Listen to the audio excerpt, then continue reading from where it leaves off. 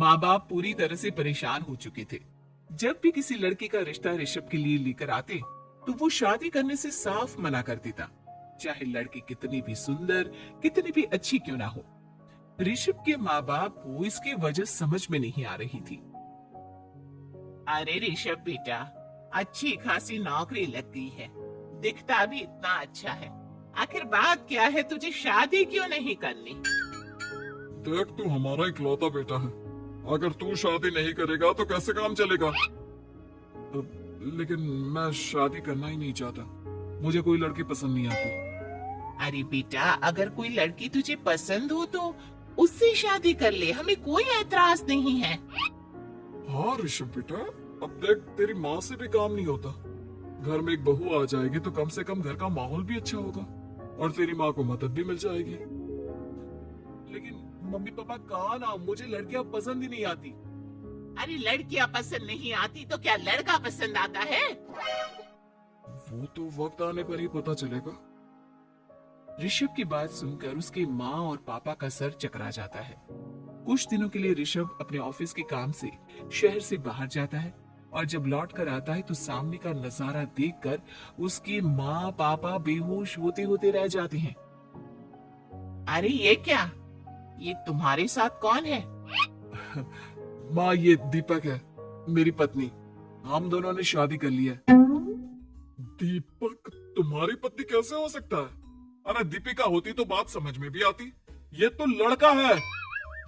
तो क्या हुआ पापा, आजकल तो ये सब फैशन में है और मैंने आपको बताया था कि मुझे लड़कियां पसंद नहीं आती। अरे तो इसका मतलब ये थोड़ी है कि तुम दीपक को दीपिका बनाकर ले आओगे। मुझे बहू चाहिए, बहू के रूप में, ये आदमी नहीं। लेकिन मम्मी जी, मैं आपकी बेटी से बहुत प्यार करती हूँ, मेरा मतलब करता हूँ। अरे इसको तो करता हूँ करती हूँ का अंतर भी नहीं पता, लेकर जाए इसे वापस। अगर आपने इसे घर से बाहर निकाला पापा तो मैं भी इसे के साथ चला जाऊंगा। मैं ऋषभ के बिना जी नहीं सकती, मेरा मतलब जी नहीं सकता। हमारा जिंदगी भर का साथ है, प्लीज हमें अलग मत कीजिए मम्मी जी, पापा जी। हे भगवान, ये तूने क्या दिन दिखाया? तेरे बेटे को थोड़ी अकल दे दे, लड़के को बहू बनाकर घर में ले आया है। अब क्या होगा, हम दुनिया को क्या मुंह दिखाएंगे? माँ बेकार में परेशान हो रही हो, दीपक आपके सारे काम करेगी और एक अच्छी बहू की तरह आपके साथ रहेगी, देखना। पहले तो खुद तो क्लियर कर ले कि यह कुछ करेगा या करेगी, बाद में हम सोचते हैं कि हम क्या करें। बहू के आने के बाद क्या कहते हैं, मुंह दिखाई की रस्म, तो आप भी वही कर लीजिए। आप चाहे तो मैं पूरे मोहल्ले में न्योता दे आती हूँ। अरे रहने दे, तेरी वजह से बेइज्जती और ज्यादा होगी। आई बड़ी, मेरा मतलब है आया बड़ा न्योता देने वाला। अगले दिन सुबह के वक्त दीपक बड़ी नजाकत से चलता हुआ सबके लिए चाय बनाकर सुबह सुबह बालकनी में आ जाता है। प्रणाम मम्मी जी, प्रणाम पापा जी। ये देखिए, चाय बिल्कुल आपकी पसंद की है। मुझे ऋषभ ने सब कुछ बता दिया था कि आपको क्या क्या पसंद है। हे भगवान, ये सब क्या हो रहा है? ये क्या नौटंकी है? नौटंकी कहाँ है? माँ देखिए तो, मेरा दीपक आपका कितना ख्याल रख रहा है। लाओ, अब जो भी है, जैसी भी है, चाय पियेंगे ही सही। थोड़ी देर के बाद, वैसे दीपक, चाय तो तुमने बहुत अच्छी बनाई है, चलो कुछ तो अच्छा हुआ। अगले दिन, अजी सुनते हैं, आज पैरों में बड़ा दर्द हो रहा है, लग रहा है घुटनों में फिर से कुछ न कुछ प्रॉब्लम हो रही है। डॉक्टर ने वो दवाई दी थी, उसकी मालिश करो ना अपने घुटनों पर, आराम मिल जाएगा।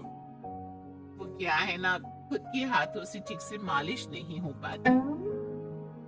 अरे मम्मी जी, आपको परेशान होने की क्या जरूरत है, मैं हूं ना, लाइए मैं आपके पैरों पर मालिश कर देता हूँ, अब मेरा मतलब कर देती हूँ।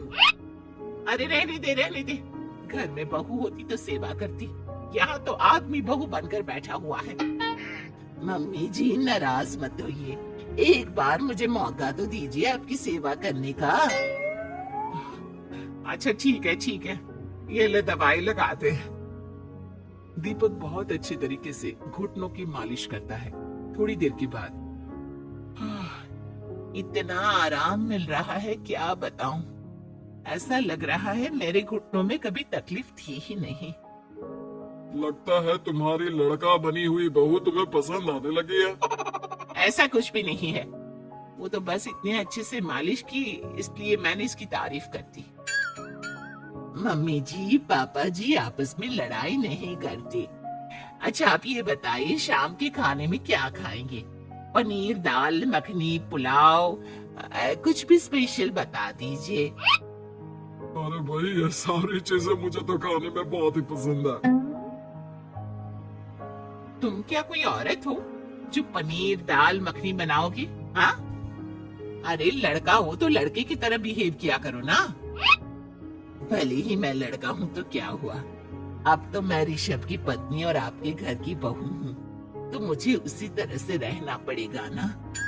अच्छा ठीक है, जो तुम्हें पसंद है बना लो। आदमी रसोई में खाना बनाते हुए कैसे लगते हैं जरा मैं भी तो देखूं। शाम को दीपक सबके लिए अच्छा सा खाना बनाकर डाइनिंग टेबल पर लगा देता है। ऋषभ ऑफिस से जब लौट कर आता है सब लोग खाना खाने के लिए बैठ जाते हैं। अरे वाह, क्या गजब का पनीर और दाल मखनी बनाई है। ऐसा जायका तो होटल के खाने में भी नहीं आता। दीपक कितना अच्छा खाना बनाती हो, मेरा मतलब बनाते हो। तुम्हारी इसी अदा की वजह से तो मुझे तुमसे प्यार हो गया। अरे बहुत हो गया, आदमी होकर आदमी से प्यार करते हो। अरे लेकिन कुछ भी कहो, जरा खाना खा कर तो देखो ऋषभ की माँ, मजा आ जाएगा। हाँ वैसी बात तो आपकी सही है, खाना तो वाकई में लाजवाब है। इतना स्वादिष्ट पनीर तो मैंने अपनी जिंदगी में नहीं खाया। कितना अच्छा होता अगर ये दीपक दीपिका होती।